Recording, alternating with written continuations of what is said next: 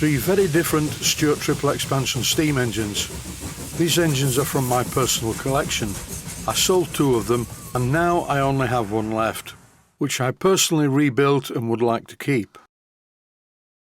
My friend Andrew, who's a much better machinist than I am, has just built one of these from start to finish using Stuart castings and stainless steel. Yes, stainless steel. All the rods and even the crankshaft, which was turned in one piece, are made from stainless steel. This triple expansion engine was built by a very talented engineer in Scotland called Ronnie Moore. It's really good. And I recently sold it to raise some money, as my Patreon supporters have dwindled somewhat and the revenue these days from YouTube is not so good. But that is the way it is, and sometimes I have to sell things. In the clip coming up, I'm getting the engine ready for a steam test. Time to fill this brand new displacement lubricator. And once again there was nothing wrong with the displacement lubricator that was on the engine, except it wasn't a Stuart one. And that's the only reason I changed it. In this clip I'm filling the lubricator using superheater steam oil. This is proper steam cylinder oil. It is not motor oil, it is not machine oil, and it is not general lubricating oil. It's very thick and gloopy, and I get this stuff from a company called Hallett Oils. It's very high grade, very good quality stuff. I also buy the lubricating oil from Hallett Oils as well. I've put the web address for Hallett Oils on screen, so if you want to buy some, that's the place to go. In this clip it's a bit of an oiling frenzy. I'm oiling every possible moving part of this engine. This is lubricating oil, of course, not steam oil. Steam oil is a lot thicker, and that's what went in the displacement lubricator. Time now to warm up the engine and see how it goes on. The first steam to hit the engine turns to water, so I'm having to turn it over a few times to clear this water.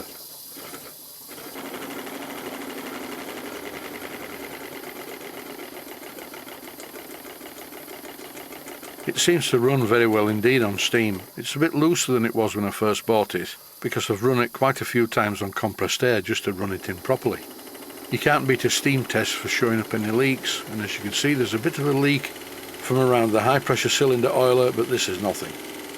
There's also a very slight weep from one of the bolts on the high pressure cylinder, and surprisingly one of the bolts on the steam chest for the low pressure cylinder. Don't worry, I'm going to stop talking very shortly and let you see and hear the sound of the engine. One thing is apparent, the high pressure cylinder gland needs tightening up a little bit. You can see this very clearly because it's running in slow motion. Nothing much seemed to happen when I ran it on compressed air and opened the drain cocks on the low pressure cylinder, so now I'm going to try it under steam. And when I open the drain cock on the low pressure cylinder, as you can clearly see, it spews forth much steam and water. And so does the medium pressure cylinder, a bit more steam and water, and the high pressure cylinder covers both me and the camera lens with oily water.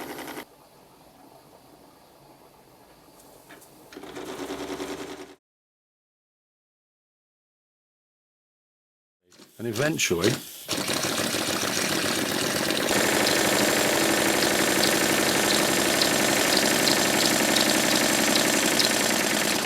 the trouble is, you can't see the engine for the steam. With the delightfully annoying sound from the 504 boiler safety valve, I'm fitting an exhaust outlet. And once I push another piece of silicone rubber tubing onto this, I can pipe the steam away from the field of vision. As the engine's cylinders are hot from the last run, there is less condensate. This time the engine starts easily by rotating it.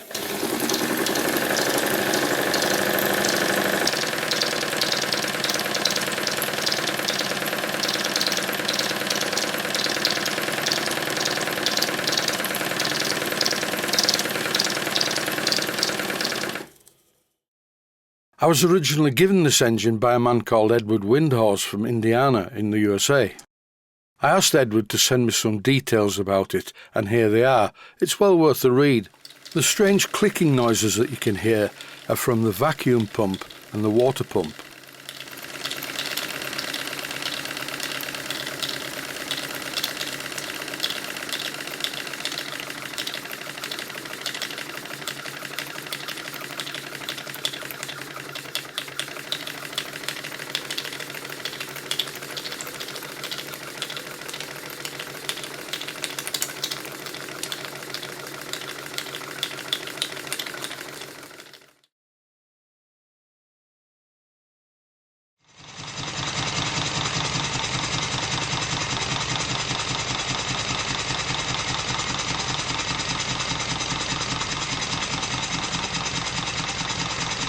it seems to run quite well, but it does need a bit more attention. This clip shows that I've fitted unions to the vacuum pump and also to the water pump, but I think the union on the water pump makes it a bit too long. I'll change that later.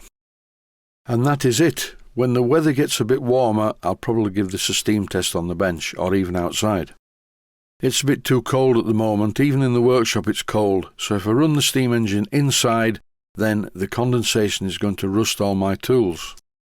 And that's it for this video. I'm going to do some running until the end of the video, and that doesn't need any narration whatsoever. Stay healthy, thanks for watching, and I hope you found it useful.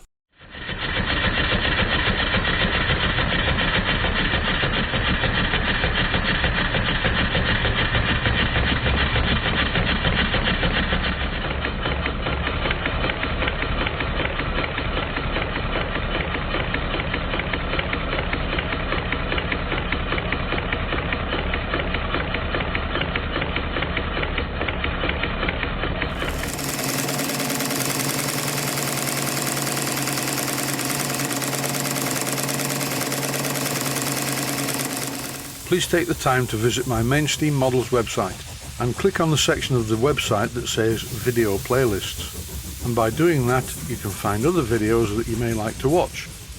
And by using the playlists, you can actually watch the videos back to back.